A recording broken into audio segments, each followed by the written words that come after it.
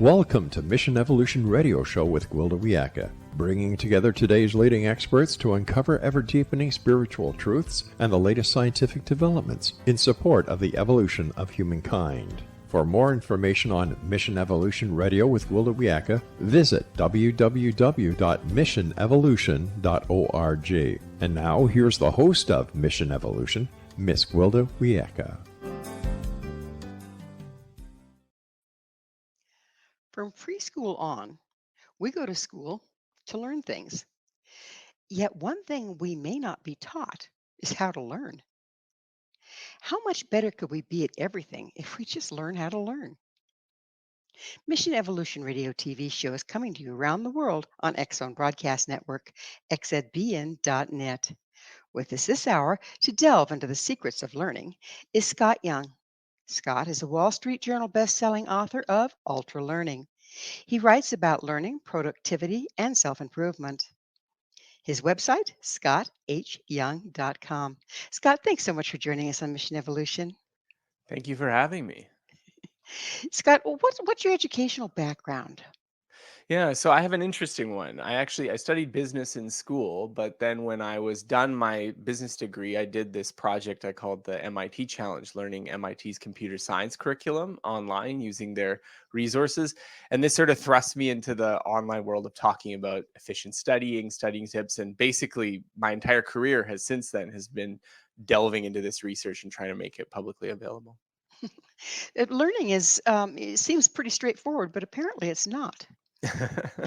Well, I mean, it's a very complicated thing. Like what we're doing in our brains to learn things is fascinating. I think that's what drives my interest in it. It's just that it's, such an important part of what we do as human beings. There's a lot of different learning styles, isn't there? Well, I think there are lots of different approaches to learning. So there's lots of different ways that we can go about it, and some of them work better than others. And that's a lot of what I spend my time on is trying to figure out which ones we should be focusing on.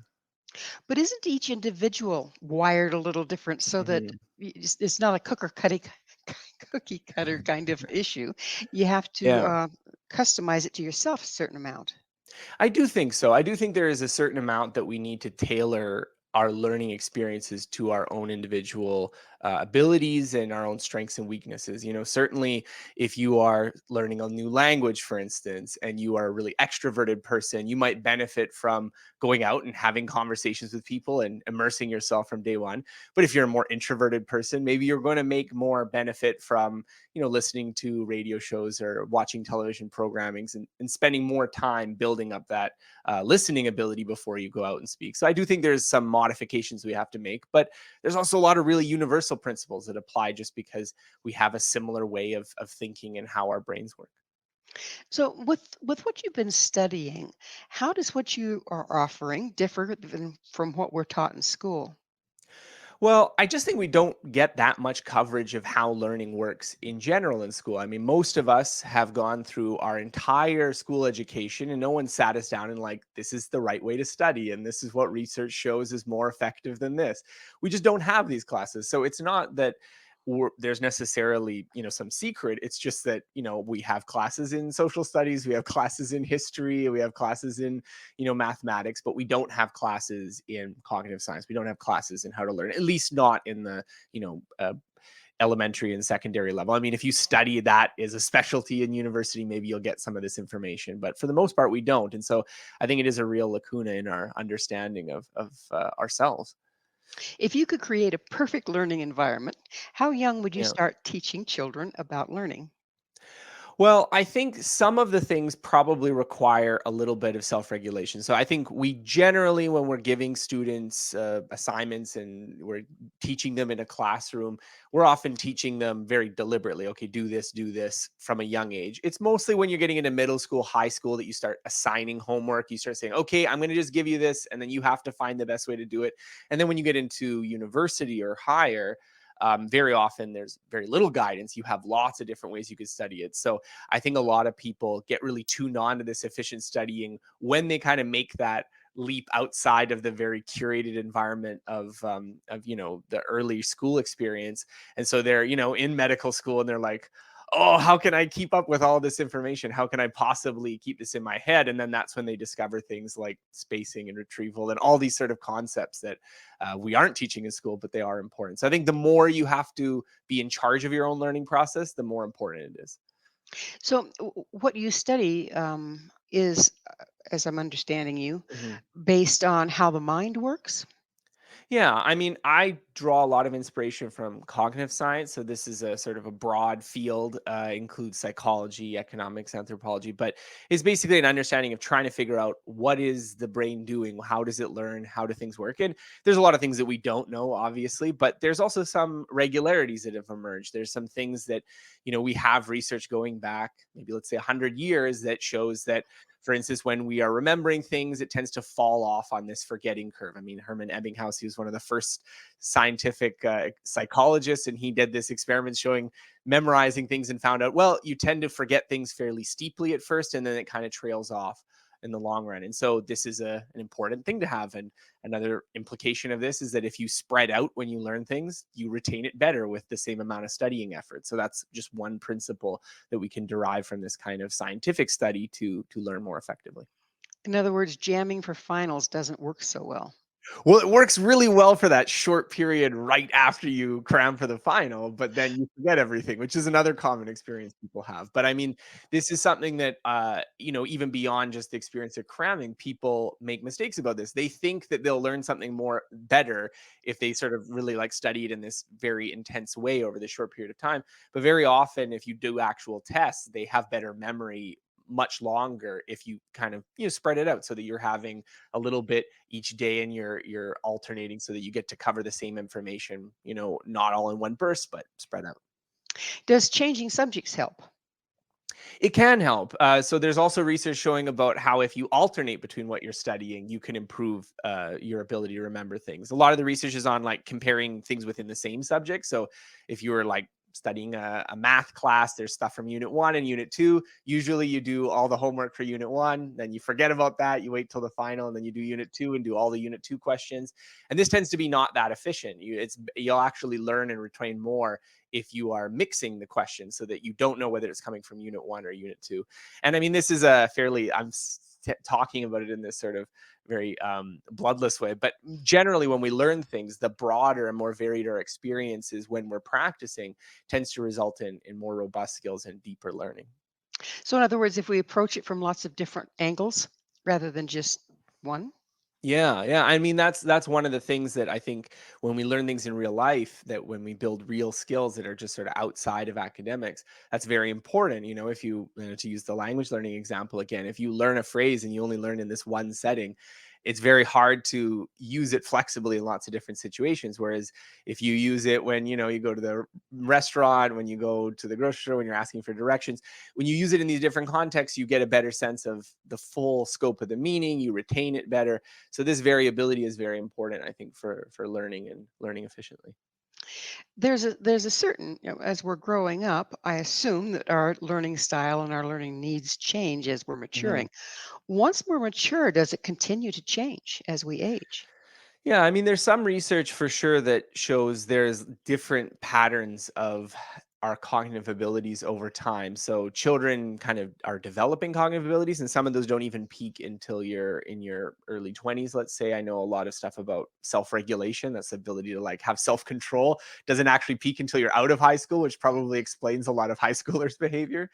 But then also, as we get older, our patterns of cognitive abilities change too. So, fluid intelligence, this sort of ability to just solve completely new problems and just think quickly, I guess is a one way of putting it, tends to decline faster than what's called crystallized knowledge, which is all the accumulated experience that you've built up over a lifetime.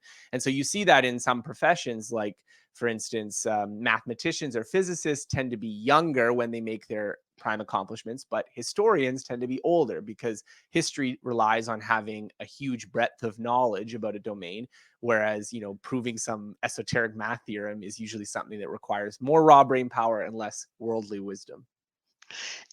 Can we, are there exercises or things that you recommend that we can do to maintain our ability to do the um, quick decisions, the quicker Yeah. learning? Well, one of the things that we can do is if we practice skills, we actually increase our ability to do things within that domain. And this sounds like the best way I can put it is think about some skill that you've practiced a lot. A good example would be reading. If you start reading and you've never read before, it's actually kind of miraculous that we can do this. Like there's little black squiggles on the page and we can just look at them and almost instantly hear words in our head that are the words that are on the page. But if you were starting to read it, it would be quite difficult. You'd have to recognize each letter and then what sound does that make and then merge the letters together. It's a complicated skill. And so as you practice, the skills that you continue to practice become more efficient. They become something that requires less conscious effort. And so I think that's one of the big reasons to invest in learning and to invest in a broad set of skills. Researchers call this kind of cognitive reserve. So if you've built a lot of skills and knowledge over your lifetime, as you get older, you have this sort of buffer zone that keeps you from experiencing sort of noticeable declines to your performance. So people who had active lives where they were learning a lot, learned a lot of skills, learned lots of these things, when they get older, they tend to do better because even if there is some reduction in some part of your brain volume or your neural efficiency, you have these other things that can compensate for it. So it doesn't manifest itself in a way that, maybe requires that you need help when you're older, that kind of thing. Well, we're just about out of time in this segment, but when we come back, I'd like to get into that. Okay, how can we maintain our cognitive ability as we age? It seems like a pretty important topic at this time in our lives. So, Scott and I will return very shortly, so don't go away. This is Mission Evolution, www.missionevolution.org. Do you know how to learn? With us discussing the art of learning is the author of Get Better at Anything, Scott Young. Scott, what are some of the greatest myths about learning? I mean, we all have an idea about learning, but what are some of the greatest myths? Yeah, I mean, there's lots. There's lots of things that we've discovered through scientific research that, like, they seem like intuitive ideas, but they probably aren't true. So, one of the ones that I think is important is that we tend to have this idea that the mind is like a muscle. So that if we are strengthening it, it's a little bit like, if you were to lift a bunch of weights with your arms, you get stronger biceps, and then that would help you in anything that you need to use your biceps for. So you're carrying luggage, you're lifting groceries, that kind of thing. And it seems that that kind of metaphor that, okay, we're just going to do some sort of generic mind strengthening activity should be true for the brain as well.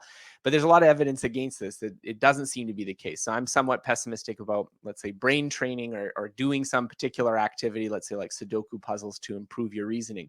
Probably it's the case that a better metaphor for the mind is that it's a collection of tools built out of knowledge. So this is the idea that if you want to have broad mental abilities, you want to be smarter, you want to think and learn better, what you need to do is actually learn a lot of different things and learn them and practice them in different contexts. And so, in this sense, the kind of idea of filling up your sort of mental library is probably a better metaphor for how the mind works. That's one of them, but I think there's lots that we encounter in research where we have mistaken ideas about what's the right way to learn. When we're collecting data, if you will, Mhm. um, what happens? I mean, we learn something, and at first it's in short-term memory, right? Yeah. And then when it goes to long-term, is it easier or more difficult to access? What are the tools there? Yeah. So the basic way the brain works in terms of learning memory is that there is a short-term memory or working memory, which is basically what we're thinking about right now. So what you're kind of consciously aware of is your working memory. And then there's long-term memory, which is essentially this repository of every experience that you've ever had. And the difficulty we have is that the short-term memory or working memory is very small. So we can only really think of a couple things at a time. And this makes it very difficult. If I were to, give you a phone number and I said 7 numbers, well, maybe you can remember it without having to like write it down first. But if I told you 20, almost nobody could remember it. So it is quite a short window of what we can remember. But the amount of things that we can retain in our lifetime is vast. We can remember tons and tons of things. The difficulty is not only getting it into memory, so making sure that when we hear the phone number, it doesn't go just in one ear and out the other, but then also how do we get it out at the right time? And so I think a lot of learning is that it's about how do you properly attend to things so that you'll actually remember them. And then when you're in a situation where you need knowledge, how do you recall the right phone number? How do you recall the right piece of information? And so Is that is really the art of learning. sorry. Is there an associative a tool there where you associate things? I know sometimes Yeah, when I'm trying to remember a name, I'll try to find something to, another person right. I've known with that name or whatever. Otherwise, I have a terrible time with it. Well, yeah, sorry, mnemonics, I think, is what you're referencing here. This is a technique that goes back to the ancient Greeks, and basically the idea is that we're bad at associating arbitrary things. So we're bad at like associating a name, which is just sort of a sound or words, to a person's face or what they look like. This is not an obvious association; it's arbitrary. So what we can do is if we can bridge it with some sort of association that makes sense, that's easier to remember, then we often have a better time. So if I, want to remember Gwilda, for instance, and I can think of like Gwendolyn, and maybe Gwendolyn, I'm thinking of, from King Arthur, and she has red hair. That's maybe how I'm going to associate it. And I'll remember that gwa sound, and that will remember your name when I encounter you again. And so these are little techniques. Now, mnemonics are a strategy that are particularly useful if you have to memorize a lot of things. There's even international competitions for people who can memorize, let's say, the order of a deck of cards. And if you really practice these techniques, you can do it in like under a minute or something. It's incredible. But the brain also works through just repetition as well. So if I interacted with you and I kept, I used your name, I used it in a conversation with another person. Oh, I had a conversation with Will the other day. That would form a direct association. So I would not need to go through this sort of elaborate King Arthurian tale to remember what your name is. It would just show up automatically. And so what makes sense for learning, I think it depends on the context. But in a lot of contexts, you don't even need to use mnemonics. If you just have enough practice where you associate those two things, you just sort of, like the flashcard, you see the one side and then you flip to see the other side. You'll make a direct connection between those things as well. So that's another strategy for doing things. And particularly if you have to remember a lot of information, it can be an effective one. You mentioned that doing things in order to learn them well, doing things in different circumstances, in different environments Yeah. helps. Do we actually store some of our memories in the environment? Yeah, so I mean, there's a whole hypothesis that we our thinking is extended, meaning that it's not just something that takes place in our brain, but it takes place in the environment. So if I'm skiing down a mountain, for instance, it's not like I have some mental simulation of me going down the mountain in my head, and then I make some calculations on that, and that's how I'm deciding to move my muscles. It's probably more like as the snow pushes against my legs, it creates this sort of movement in my muscles and I automatically make some kind of response. So in this sense, you can't learn to ski if you're not on the mountain, right? Because it's not like you have some video game simulation of skiing in your head. You have to interact with the environment. And so this is true of a lot of skills. And I think this is also even more true if we add in all the technology that we have now. If you're thinking about doing mathematics and you are doing sort of long calculations, yes, you probably learned how to do long division by hand. But if you're like most people, you whip out a calculator and you do it on there because it's much faster. And so as we get more technologically capable, this sort of dialogue of thinking doesn't just take place in your head. It takes place also in computers. It takes place on paper. Takes place in the minds of other people as well. One of the things I learned, I was a dog trainer for a while. One of the things I learned is that they learn very differently than we do, and they recall very differently than we do. So I Mm. could take a dog and try to teach him things in a new environment, and he'd take him a little while. But I could take a hunting dog out to a terrain that he hasn't seen since he was a pup, and he would instantaneously know where everything was, where the game was, et cetera, et cetera. Humans don't do it quite like that. What have you studied the difference there? Well, I don't know about spatial reasoning in canines versus humans, but I do know that there is research showing that like human beings, the way we think, we tend to think of ourselves just being like superior than animals on all regards. But there are actually some situations where animals can do better than people. I mean, there's this. I'm trying to remember the exact source, but there was this chimpanzee that was trained to do this sort of number game. Basically, like a screen would show, it would blink on for like half a second and it would have the numbers like 1 through 10 on there and it had to press them in order. Now it took a lot of training for the animal to do this, so it wasn't like the chimp just did this automatically. But what was crazy is that if you watch this chimp do it, it's like blinks and then it goes da, da, da, da, da, da. And it seems to suggest that the chimp has a better kind of what you could call like eidetic or photographic memory than we do. It is better able to retain what that image was and do it than a person could in that situation. And there's other evidence showing that Crows, for instance, are able to solve this puzzle where you put food in a bottle and you give them a piece of metal and they turn it into a hook and then use that to get the food out of the bottle. And young children, so like sort of, I think that this children's study were like 5-year-olds or 6-year-olds, are much worse than the crows at figuring this out. They can't actually do it. But what we are good at doing is that the children are very good at being shown how to solve something.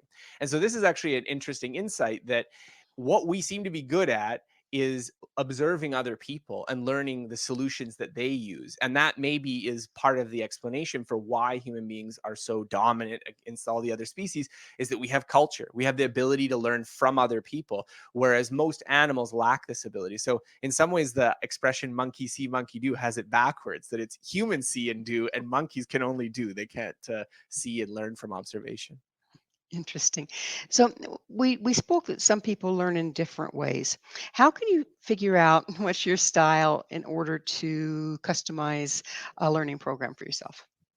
Right. Well, one thing I would push back on a little bit is that a lot of the research on learning style, so this is like kinesthetic, auditory, visual, has Mhm. come up negative. So this is a very popular idea, but a lot of the careful research has found that if, let's say, you have a lecture and it's we're going to be teaching geography, let's say, and you give some people the information in a visual format and some people in auditory format, and you compare the people who self-select as visual learners or auditory learners and see if they perform better when the information matches their modality. This tends to not be the case. Now, it doesn't mean that there's no differences in people. There's certainly differences in background knowledge. I wouldn't explain quantum mechanics to a seasoned physicist same way I would to a 5-year-old. And that's just sort of an obvious difference. So if you come to a skill, if you come to a learning, you have different prior experiences. If you already play squash, then learning tennis is going to be different for you than it would be for someone who's never played a racket sport before. So that's a very big difference. Another difference is that we have different strengths and abilities. So again, as I mentioned, when we're learning a language, if you're an extroverted person, maybe it's not such a big deal for you to like have these conversations, go to a language meetup and talk in a language you're just starting to learn with strangers. Whereas if that's terrifying for you, if that sounds like really unpleasant, then maybe that's not the right way to approach it. So I tend to think more in terms of what are our background knowledge? What are the other skills that we have that maybe help us or maybe hinder us too? If you've learned to type on a QWERTY keyboard, which is the normal keyboard layout, and you're a good touch typer, that would actually probably hurt you if you were trying to learn on one of the different keyboards where they move the keys around. If you go to France, for instance, they have the letters in a different place, then it can be quite hard because you are learning a different skill. So I think the background knowledge we bring to things is probably the primary factor in how we should adjust how we learn. So, of course, everybody's background knowledge is a little different based on their Hmm. family of origin, their Right. schools, their society. Hmm. And I did notice this traveling is people learn different in different cultures. Hmm. Um, so yeah. So well, it's about that time to take another station break. But Scott and I will be back to continue this discussion. So you stay right there. This is Thank you. Mission Evolution, www.missionevolution.org, and we're coming to you through the X Zone Broadcast Network. Can you indeed teach an old dog new tricks? This is Mission Evolution, missionevolution.org. With us discussing improving ourselves through continued learning is Scott Young. His website, website is scottHyoung.com. Scott, what does aging, how does it help or impede our learning styles? Yeah, so I think the way we learn changes as we age, and we mentioned this before the break, that if you're talking about intelligence, researchers tend to clump it into two different types: fluid intelligence, which is sort of your kind of raw processing ability, and crystallized intelligence, which represents all of the smarts that you've obtained through your years of experience and wisdom in the world. And one of the things that we know is that the older you are, typically you gain some crystallized intelligence because you are learning more things. Now, it depends, I think, on your exact background. Obviously, if you never touch a book, you never learn anything new for 50 years, you're probably not gaining as much in your crystallized intelligence. But people can continue to build experience and proficiency over a lifetime with this sort of built-in knowledge. And this is one of the reasons why, as we mentioned, historians tend to peak later in their careers because it just takes so long to get that background of experience when you are trying to make some sort of historical analysis. And I think that one of the things that we can do as we get older is rely more on this crystallized knowledge. So switch sort of to when you're younger, focusing on learning some of those really difficult skills that require a lot of working memory, a lot of fluid intelligence. So I think when you're younger is a good time to focus on making sure you study your math, making sure you study some of these subjects. But as you get older, building that broader experience, I think, is something you can continue to do throughout your life, and build on those sort of initial building blocks that you had in your early education. So as a person gets older and gets more of your what you call crystallized, um, I feel pretty crystallized sometimes. Um, do they become? Can they become quicker at problem solving and everything because they have more resources? Well, definitely. I mean, the quickest way to solve a problem is to already know the answer. And so much of what we do in our lives is turn problems, things that are, genuinely you have to think to, into routines, into things that we know how to solve. And I think we sometimes take for granted how many things in our life were problems that are now routines. I brought up the example of learning to read as one, which most of us have mastered this skill. And so we don't even think about all the stuff that has to go on in order for us to do it successfully. But even just to use a more anodyne example, like, how do you use a washing machine? I mean, this is probably something that was a puzzle for someone at some point, of like, which clothes go together and how do you put the soap and this kind of thing, which, if you've had a lot of life experience, obviously you don't even think about it.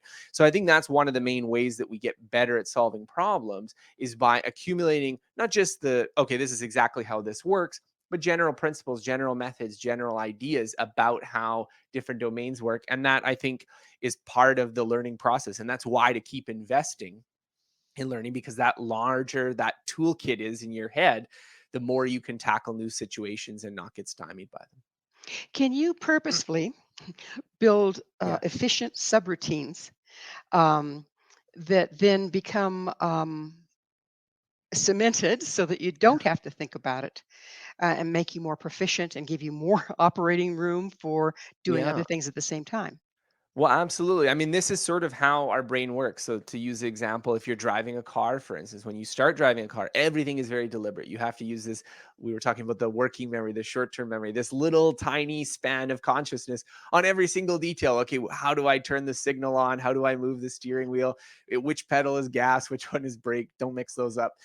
These are all things that you have to think about when you're driving, when you are, 16, or when you're starting to drive. That if you've been driving for a lifetime, now you're listening to, maybe you're even listening to this show right now, and you're like, oh, you're so lost in thought that you miss your exit because you're used to going on your commute, and you just automatically go to your destination.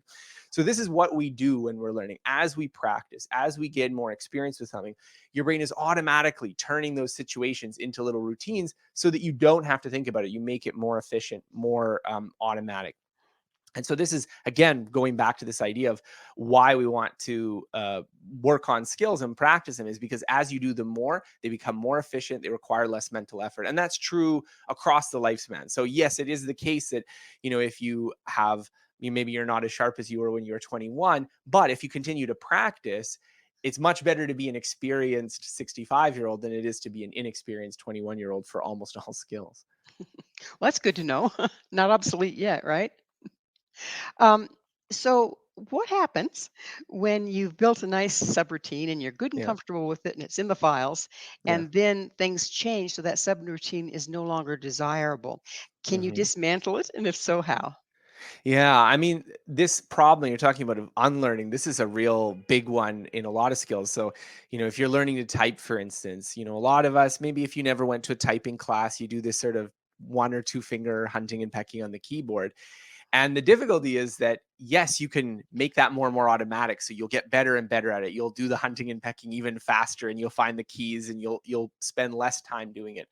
But continuing to practice is not necessarily going to evolve that into the full hand touch typing that you would learn in a typing school. And so it can be the case that lots of experience sort of entrenches a way of doing things rather than makes it better or more automatic.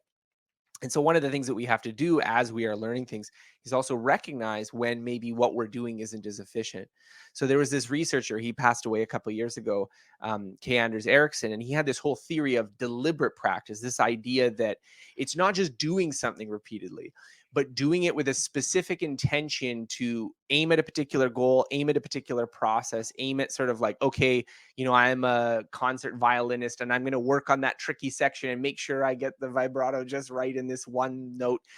That is a key performance, because what you're doing is you're trying to override what is become an automatic skill, what has become something that you've just done to the point where you don't even think about it anymore.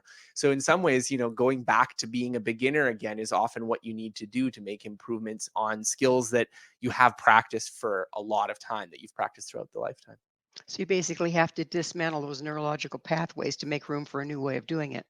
Yeah, I mean, it's probably the case that you're not dismantling the old way, but you're building a new way that kind of outcompetes the old way. So it is probably the case that, if you did learn to hunt and peck, you never forget that, but maybe you learn the other way and then it can override it. And that can be an issue, because if you're in a stressful situation, sometimes, people who are in athletics, if they learn a new movement for their sport and then they're in a stressful situation, their old bad way of doing it kind of like comes up in a competition, because the stress causes you to like forget your new training and go back to the way that feels more familiar.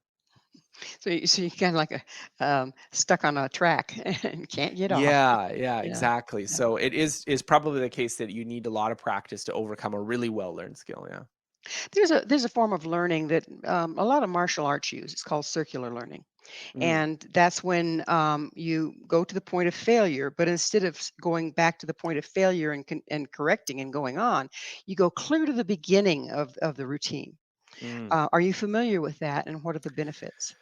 Well, I don't know about the circular learning idea that you talked about specifically, but there is a lot of research on if you're learning, let's say, a complicated skill. So if you're learning a skill that has a lot of different points in sequence, one of the ways that if you want to learn that skill really well is to actually do it backwards. So you start with the end part, you practice that, and then you keep kind of adding in the beginning. And this actually works better than going forward, which is so, sometimes if you're like learning to say a phrase in another language and it's too long, like you can't just remember it in your head and repeat it, the correct way, start with the end of the word and then say it a few times and then keep adding up to the beginning. And this backward chaining technique actually works better than going the other way. So I don't know whether that's the same as circular learning, but it made me think of it. I think it's similar. Yeah, I think Yeah. it's similar. And it's an old concept that we don't use much in this culture, but I have found it to be pretty interesting when it is Yeah. employed. Um, so, what role does curiosity play in learning? I mean, curiosity is everything, right? Like it's the motivation to learn. And honestly, we're talking about a lot of the cognitive sciences, this almost sort of mechanical principles of spacing and retrieval. And I'm just talking about backwards chaining. But the real thing is like what motivates you to do those things? What motivates you to want to be better, to want to know more, to want to build this toolkit? And so I think curiosity is a very powerful emotion. And one of the things that I think is very important to realize about curiosity is that it is not like other drives. So hunger is a kind of stabilizing drive that when you're hungry, you eat some food and then you're less hungry. But curiosity almost works the opposite way, that the more you know about something, the more curious you are about it. It's the people who don't know anything about a subject that are the least curious, because to actually formulate questions, to have mysteries, to have things that you want to seek out, you need knowledge in order to be able to do that. And so, in some ways, learning is this flywheel that if you invest in, it keeps accelerating, because as you learn more, you become more interested in the things that you already know a little bit about. And so, if you ask anyone who's a sports fan, for instance, they're probably more curious about sports than someone who doesn't follow the games, because they know which questions to ask. They know which things are interesting or confusing or something that's surprising for them. So, is curiosity related to imagination at all? Well, I think they're probably related. I would define curiosity as like the desire to know something. And certainly imagination, it helps in formulating those questions. It helps you think about things. And I think there's a certain, kind of broad umbrella of just like creativity, imagination, just that there are people who are able to think of things in unusual ways, unusual associations that I think can drive research. I know Albert Einstein, he was someone who was particularly imaginative thinker that he's sort of famous for E equals MC squared, but he wasn't actually that good at the math. He actually struggled with the math quite a bit. What he was really good at was these sort of intuitive thought experiments of like what would be the consequences of going at the speed of light, for instance. And that was how he made his scientific breakthroughs. So imagination and curiosity are very powerful. And pretty closely related, it sounds like. Mhm. Mhm. So we're again about to go into a station break. But I would like to discuss what's the difference between, say, Albert Einstein and your average bloke, and how can we accelerate our ability to be creative? Please stay Well, with us as Scott and I continue to explore getting better at everything. This is Mission Evolution, www.missionevolution.org. What happens when we stop learning? This is Mission Evolution, missionevolution.org. We're continuing our discussion with Scott Young. His website, scottHyoung.com. Scott, we were discussing before we went into the break how Einstein had a very unique style of thinking and learning mhm. and becoming curious and then following that into new information. And this is something that's interested me for a long time because if we have to learn everything from somebody else, learning becomes finite, doesn't it? Mhm. We need the creative thinkers to blaze new trails, if you will. So, how can we become more creative in our learning? Yeah, so you mentioned Einstein and what were some of his key attributes. And I think one of the things that we tend to associate with people like that is that it's mostly mathematics, right? That someone who is going to come up with these theories, they have mastered the computation. But as I mentioned, Einstein was sort of famously not that good at the math. He really struggled with it and he needed help on some of the parts of general relativity, which uses some very complicated math. But what he was really good at was the thought experiments and the ability to sort of work out the intuitive consequences of things. And so I think that is something that you can probably get better at with training, is that if you work on sort of imagining things, there's some experiments showing that if you do practice with, let's say, there's experiments where you like unfold a dice cube, for instance, and figure out, okay, if you fold it back together, will it look like this? And this is something that some people can do right away. They have a better spatial memory. They have a better ability to just sort of manipulate this sort of thing in their mind's eye and then decide whether it fits. And other people require some help to do it. But if you practice it and you work on it, you can get better at this task. So I think practicing imagining things, practicing working through the consequence things, working on these skills will probably help you with your spatial imaginative abilities. And so I think people who have a lifetime as a career in, in Hollywood, in storytelling, in visual arts, and this kind of thing, yes, they probably have some natural ability that made them go into that in the first place. But through that extensive practice, they're better able to make use of that limited resources in their brain so that they can, manipulate things and imagine new possibilities.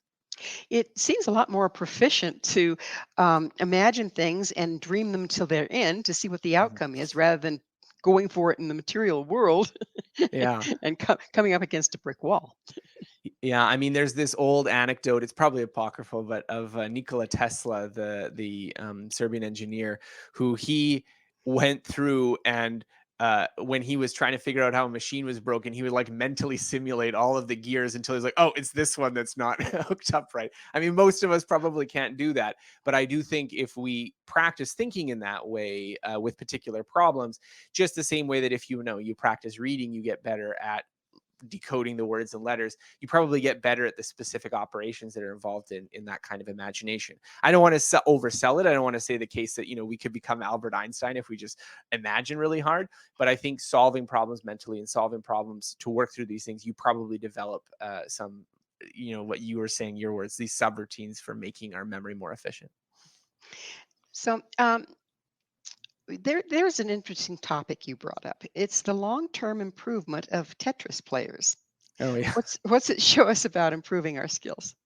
Yeah, so this is kind of a fun story. I first heard about this from the YouTuber John Green, but basically, Tetris was a game that was phenomenally popular. It came out in the late 80s, early 90s, depending on when you count it. And people were obsessed with it even then. There's, op-eds being written about people are hallucinating falling blocks and they're playing this game obsessively. But if you look at the top performance, so there was actually people keeping track of the best Tetris players in the world, they aren't that good. The players today are much, much better. And there's 12 and 13-year-olds now that are like leagues beyond anything people could do back then in the 90s.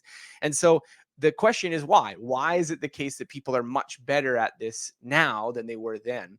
And the explanation that John Green posited, which I agree with, is that what happened is that in the early 90s, the way you could learn was essentially limited to what you could discover on your own through just playing it, or through maybe a friend or a friend of a friend. They knew some trick, and then, okay, you can do this to do this in the game and you can learn it. Whereas now we have the internet. we have live streaming, we have video showing someone's hand that they're moving through playing the controller. And it turns out that's really important. Like the right way to hold the camera, the controller right now is kids these days they have like a glove on so they can like tap it in a certain way so you can hit the button a certain amount of times. It's really stuff you would never figure out on your own. And so learning through observation, learning what we were saying, this ability to see how other people are doing it and adopt those techniques is what is making people better. And this was I think not just an idea that applies to Tetris, but it applies in many, many situations. And it's part of what results in the development of science. Before science, there was a lot more trial and error. There was a lot more difficulty communicating, okay, this is some facts we've learned about the world. And so I think the idea here and the lesson to draw from the Tetris players is that the more you can have an environment where knowledge is shared freely and we can learn from each other, the more we'll be able to accelerate innovation. I'm going to throw you a curveball here. Yeah. There's the 100th monkey theory. Also, there's knowledge base or cultural base, they call it. And like the automobile wasn't invented, and then once it was invented, a bunch of people came up with it independently Yeah. at the same time. How does Yeah. that play in here?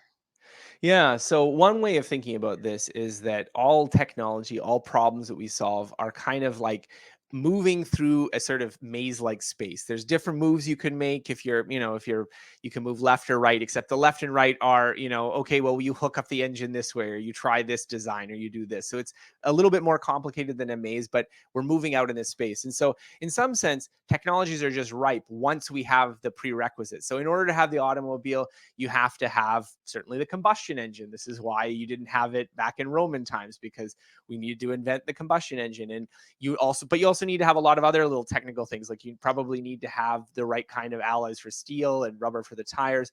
I remember a discussion of the invention of the bicycle, and we had a lot of the parts for making bicycles, but they weren't quite good enough yet. They weren't quite good enough yet for making that as a product. But once they were all good enough, then it was really, you just had to put a few new ideas together to create the bicycle. And so a lot of people did it at the same time. So multiple invention, the idea of many people discovering an idea at the same time, is common throughout history, especially in science and technology, where they're really, the ingredients have to be ripe, but once they are ripe, a lot of people can do it. And so this also shows that a lot of what we think of as creativity as like a totally new invention, a totally new idea, is really just like the final part of putting together a few ideas on this base of knowledge and experience and existing technology that we already have. So to quote Isaac Newton, we see further by standing on the shoulders of giants, but really we're the little bump on top of a large mountain of knowledge and technique that has come before us. Well, Scott, it's that time in the show, and I get to ask you, what's your mission? Well, my mission is to understand how learning works, to learn better, not only for myself, but for other people. I have 2 kids now, and I really care about educating them as well. And so learning, I think, is one of the most important things that we do as a species. And so understanding that is my mission in life. A very worthwhile one. And I'm glad you're sharing it with all of us. It's Thank so you. important. And so, we spend our whole life doing it, and yet we never learn how. That's mind-boggling to me. So, how can we get better at everything? Well, I think the basic idea of getting better at anything is that we want to learn the best techniques. So learn from other people, like we were talking about with the Tetris players. We want to do practice. The right kind of practice is important. We talked about a few of those ideas. Spacing matters, doing the deliberate practice, but aiming our efforts so that we're doing the right kind of thing. And then we also want to get feedback. We want to get feedback from the environment, like the skier going down the mountain, feeling the mountain beneath his feet, and also feedback from other people, feedback on the right way to do things, feedback on what our strengths and weaknesses are. And so I think if we can get those 3 ingredients right, we will be able to improve in a lot of domains. And what's your um, why do we get stuck? Why do Yeah. we get stuck when we're trying to get better? I mean, sometimes we're starting to improve, and then all of a sudden we just kind of hit up Yeah. against a brick wall. What's happening there? I mean, I think there's lots of ways that we can get stuck. So one of the ways that we get stuck is if we don't know what the right way to do something is. So I was using the example of the Tetris players, that there are certain ways that you can, move things around that are much better than other ways. And it's very difficult to discover those by trial and error. So that's the first place that we get stuck, is that we don't know what the right way to do something is.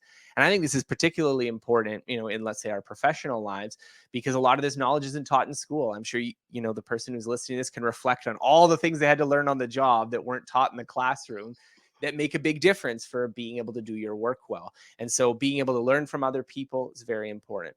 Another reason we can get stuck is, as I said, when you practice something repeatedly, you tend to make it more automatic, you tend to make it more efficient, requires less effort, but there's only a certain amount that you can change the fundamental skills. So if we're practicing hunting and pecking on the keyboard, that's never going to turn into touch typing. And so if we are practicing a lot with the hunting and pecking and you're trying to be an efficient touch typer, you're probably not going to go there. So practicing the right way is super important too.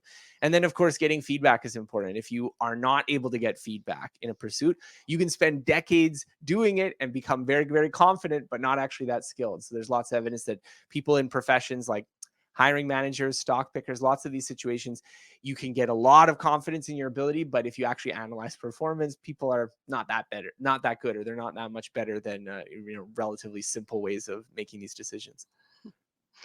Well, it sounds complicated and at the same time fairly simple. We are virtually out of time in the show, unfortunately. Mhm. Um, could you tell us really, really quick where we can find your book? Yeah, so I mean, you can find my books, Get Better at Anything and Ultralearning, at Amazon, Audible, Barnes and Noble, wherever you get your books. And you can also check out my website, scotthyoung.com. I've got links to the books, but also lots of free essays where we dive into the science of learning and improvement. Scott, thank you so much for joining us on the show. Oh, thank you so much for having me. It's been a pleasure. Our guest this hour has been Scott Young. Scott is the Wall Street Journal bestselling author of Ultralearning and Get Better at Anything. To find out more about Scott and where you can find his books, visit his website, scotthyoung.com. This has been Mission Evolution with Gwilda Wiyaka. For more information or to enjoy past archived episodes, visit www.missionevolution.org. But most importantly, please be sure to join us right here next time as this mission continues, bringing information, resources, and support to our rapidly evolving world.